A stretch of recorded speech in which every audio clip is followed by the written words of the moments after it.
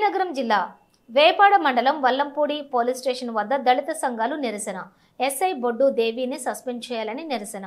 ఎస్ఐపై స్వేచ్ఛమైన దర్యాప్తు చేసి సస్పెండ్ చేయడమైనా కాకుండా కోర్టులో ఛార్జిషీట్ దాఖలు చేయాలని డిమాండ్.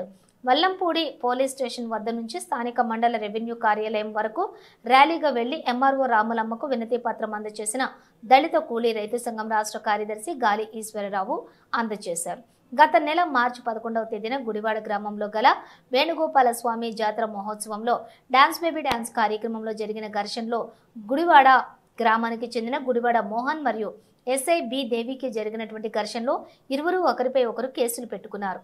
ప్రస్తుతం ఎస్ఐ దేవిపై సమగ్రమైన దర్యాప్తు జరిపి సస్పెండ్ చేయాలని దళిత సంఘాలు, దళిత సంఘం నాయకులు పోలీస్ స్టేషన్ ఎదుట బైఠాయించి ఎస్ఐని సస్పెండ్ చేయాలని పెద్ద ఎత్తున నినాదాలు చేశారు.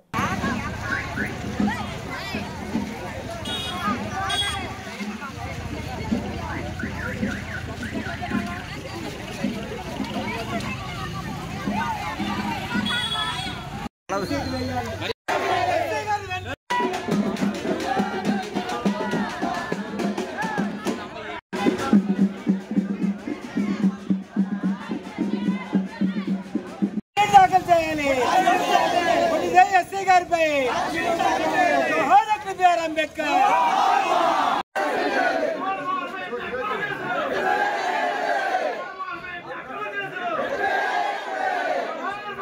కేసు రిజిస్టర్ చేశారు. పోలీసు వారు సకాలంలో చేయలేదు కానీ కేసు రిజిస్టర్ చేశారు.